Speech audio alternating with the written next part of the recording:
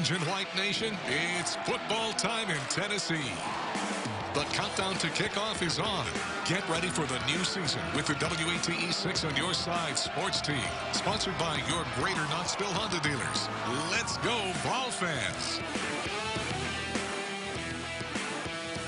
Welcome into the Orange and White Nation countdown to kickoff. I'm Tim Owens, live inside of Neyland Stadium. We're just about 90 minutes away from kickoff. It is finally here. Football time in Tennessee. Now, the scene outside of Neyland Stadium is second to none. Leading the Vol Walk, which you saw on WATE just a little bit ago, is one of the best when it comes to college football entrances. Head coach Josh Heupel says last year, the traditions at UT, they surpassed his expectations. A year ago, I had no idea. I talked about, the experience of it, and to be honest, I had heard so much about it. I thought it would be really hard for it to live up to that Vol Walk in particular. It superseded my expectations. I'm excited to get off the bus with these guys and go down Vol Walk, enter Gate 21, and then get ready to go compete. Now, you can feel the excitement inside of Neyland Stadium here. We'll have so much more from here on the sidelines coming up in a little bit. Don, I'm going to send it back to you in the studio. Yeah, and Tim, we have, of course, been watching with all of our cameras and talking to Bo and Lori and seeing all the excitement outside the stadium as well. Fans filtering in, really eager to see Tennessee's preparation finally play out on the field tonight. They're also eager to see running back Jabari Small cut up the Cardinals' defense. Small is listed as the Vols' starting running back. The junior led the Vols in rushing last year, rushing yards and carries, I say, last season. Scored 9 touchdowns, the most since John Kelly back in 2017. Small is looking to build off last season, putting on 15 pounds in the offseason, adding that armor to become more durable and prepare to carry the ball, say, 25 times a game if needed. This year, he's been weighing in consistently between 212 and 215, and like that, it's just going to help him down the road as we get into games down the stretch.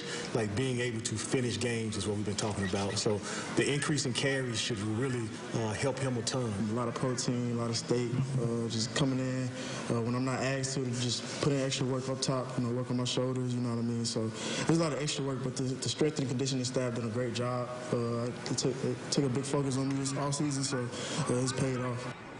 Yeah, you add 15 pounds of muscle, you put in the work. Small says he feels like an every down back and is eyeing a 1,000-yard rushing season.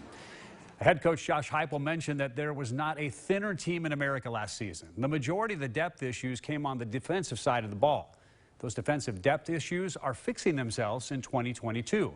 The linebacker position was one of the biggest concerns last year, especially when Juwan Mitchell went out with an injury. Mitchell has not seen game action in more than 300 days, but through camp, linebackers coach Brian Jean-Mary has been impressed with Mitchell, saying he has been a model of consistency. Defensive coordinator Tim Banks is thrilled to see what the linebacker can do now that he is fully and finally healthy. Jewish really picked up where he left off before he got dinged up, last fall. He has a better grasp of the defense, I should say. He's been better in terms of his leadership. Trying to be more vocal, taking command of the defense, so to speak. We feel like we got enough guys there that, we'll be able to keep guys fresh and, put guys in the game, and it won't be much of a drop-off that way. Mitchell is currently listed as the #1 or 2 option at linebacker, with Aaron Beasley being his competition for that starting spot. Well, I guess we'll all see it play out tonight. Hendon Hooker opens the season as Tennessee's unquestioned starting quarterback. However, that wasn't the case a year ago from today. Heupel named Joe Milton III as the Vols quarterback. Despite the role reversal between the two signal callers, Milton decided to stay at Tennessee. Kellyanne Stites hooked up with Hooker about his relationship with Milton. Looking back at last season in week 2 against Pitt, when you took over for Joe Milton once he got hurt, you would think, looking on the outside, that you two wouldn't have a great relationship just because you ended up taking the starting job. But that's not the case with you two. You were very close. How did that come to be? I don't know. We kind of just fed off each other's energy. I remember during camp when we first started, it was Joe touchdown, Hendon touchdown, Joe touchdown, Hendon touchdown. Oh, Joe, nice run. Oh, Hendon, nice run. So we really were just kind of feeding off each other. And then after a while, we were like, man, we're really the nicest quarterbacks, in the nation, we feel like. So just building off each other. When they named Joe, I was a huge supporter of Joe. You know, anything Joe needed, I was there for him. And now I'm a starter. Joe does the same for me. And really, we just push each other day in and day out through workouts, through anytime we're in a meeting room, we're just bouncing ideas off of each other. It's a cool thing. Yeah, how do you two help each other grow each other's game? Like many things. We can see faults in each other's throwing motion, ball placement, like, you know, just ball placement advice. Hey, you can put that a little bit more out there, or, you know, you can take something off that. Just little nitpicky things, really, so that we can perfect our game. As well as watching film, me and Joe both came from two different places, and we're coached differently, and you know, coached differently now here than where we were. So just bringing some of that into play as well. Him knowing the knowledge he got from Michigan and me knowledge from Virginia Tech, and then combining that with what we're getting here is great. All right, Kellyanne, thank you. Hooker enters the season, by the way, with new confidence running Heupel's up-tempo offense. While the coaching staff says Milton has taken strides in the preseason and during fall camp, making for a solid backup quarterback. When it comes to reps in practice, as expected, Hooker works with the ones, Milton reps with the twos. In what we do, Hendon's going to get, you know, almost a majority or all of the one work. Joe at times will get a majority of the two reps. We have a plan for all of our twos, offensive line, skill guys, tight ends, to get a good amount of reps. And you know, that's when we're going against practice squads. It's also when we're going against some good on good. If Tennessee can build a healthy lead against the Cardinals tonight, fans could expect to see Joe Milton take over under center, at least for a while. All right, still ahead, Neyland Stadium got a facelift in the offseason, undergoing some major renovations. What fans can expect as they enter the new stadium tonight, right after the break. Welcome back. Neyland Stadium went through quite a bit of upgrading in the offseason. Earlier this week, WATE's Kristen Gallant got an up-close and personal look at those upgrades.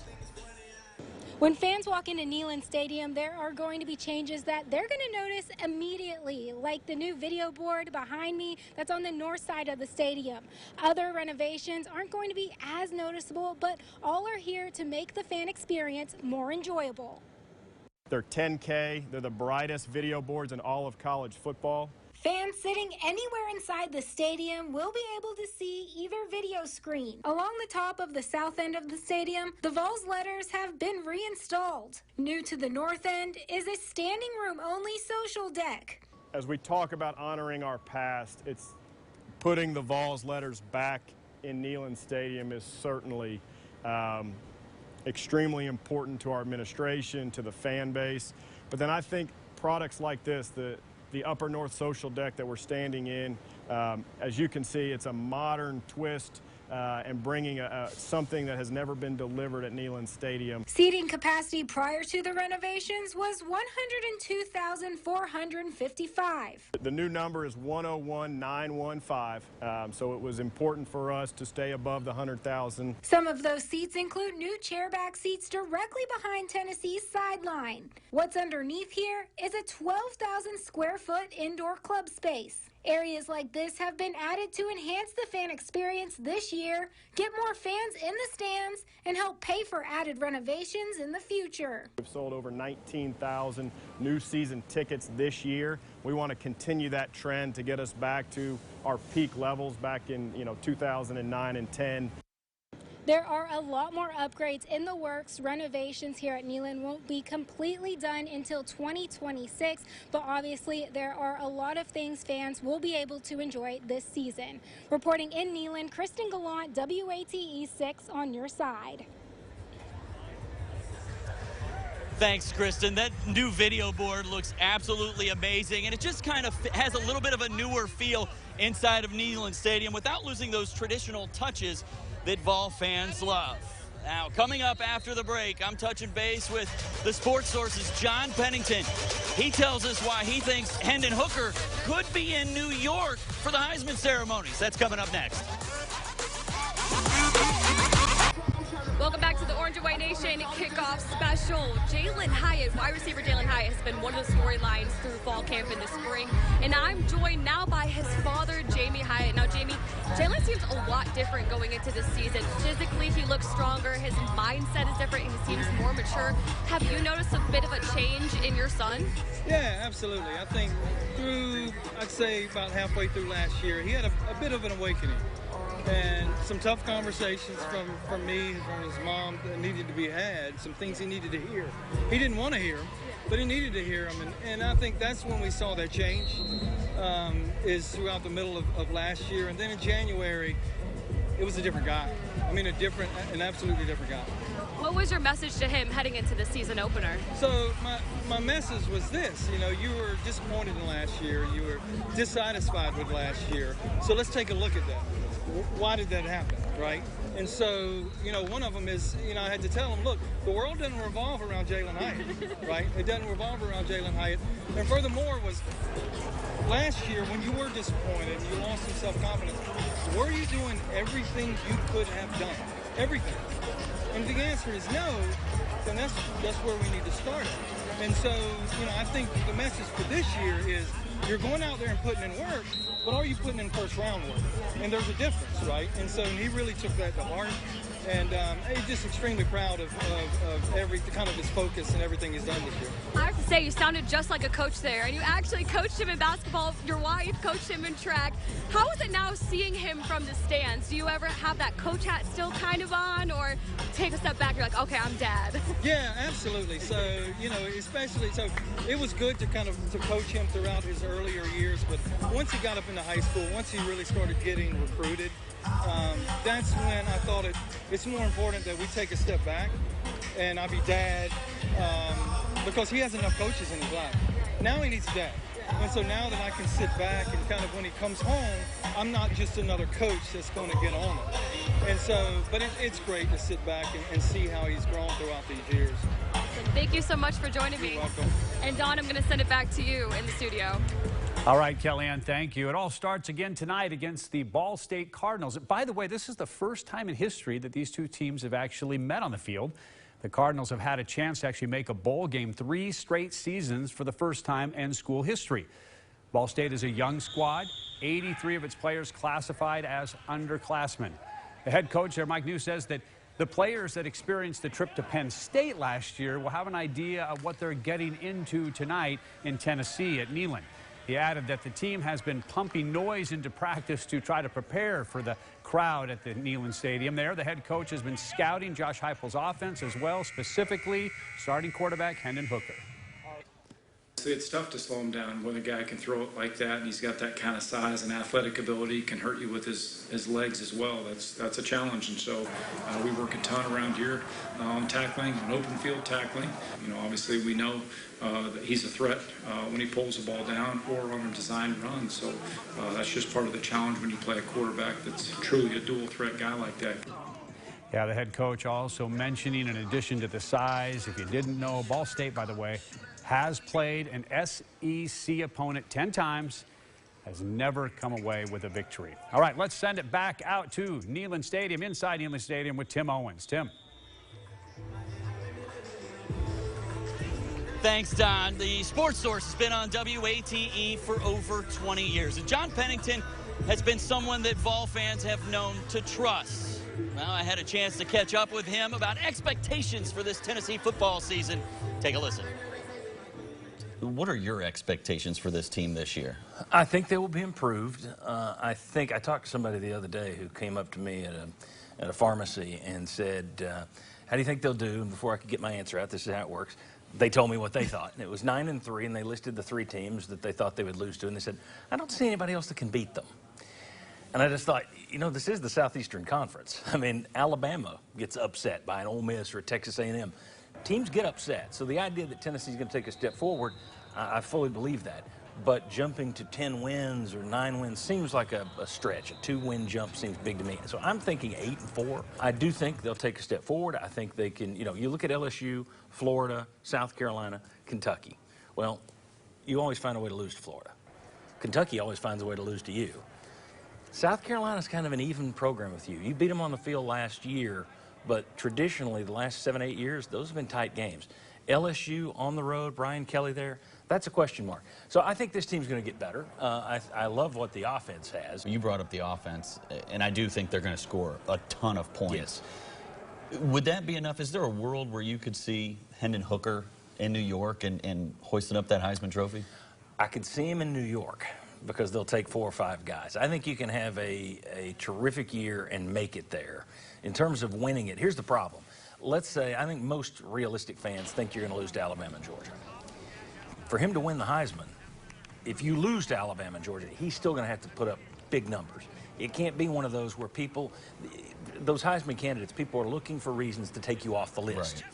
And if you stumble against those two teams, people will say, yeah, he did it against the lesser foes. He didn't do it against the big boys. So I think it's going to be very difficult for him with the team that's around him at this point to win the Heisman. Also, Tennessee's history is at best he'll wind up number 2 for the Heisman. You can catch John on the Sports Source every Sunday morning right here on WATE. Now, Kellyanne, we heard Pennington's reaction. You caught up with some VFLs. I did. What are their reactions and what are their expectations for this season? Yeah, well, Tim, first I want to touch on the national media. Former safety and SEC Network analyst Roman Harper predicted the Vols to go 10-2 this season on the SEC Network. An ESPN analyst is saying 8-4, but as you mentioned before, I caught up with VFL Troy Fleming, who has said that this team has all the components to go 10-2. The ceiling is high, but they just have to execute. I call it down the middle, and I said after last year on the radio show, I said Tennessee has a chance of being 10-2. You know, the biggest game is still Pittsburgh because Pittsburgh is equal to Florida, LSU. They're all the same team in there, and if you go out and you beat Pittsburgh and you beat them rather handily and you dominate them, you're going to have a good opportunity to do the same thing against LSU and Florida. So for me, it's 10-2. Georgia, Alabama are tough on the schedule, but at the end of the day, that's why you play the game, and anything can happen on a Saturday. I'm with Coach Fleming. I think they have the ability to go 10-2, but they have some tough teams on the schedule. Realistically, I wouldn't be surprised if this team ends 8-4, including a win against Florida. And to me, that really is a step up from last year. Yeah, 8-4, I think, is a fair expectation. I think if everything goes well, I think they can get to 9-3. 10-2's tough. 10-2's tough. That means you're winning at LSU, you're winning at Pitt, you're beating all the teams you're supposed to beat.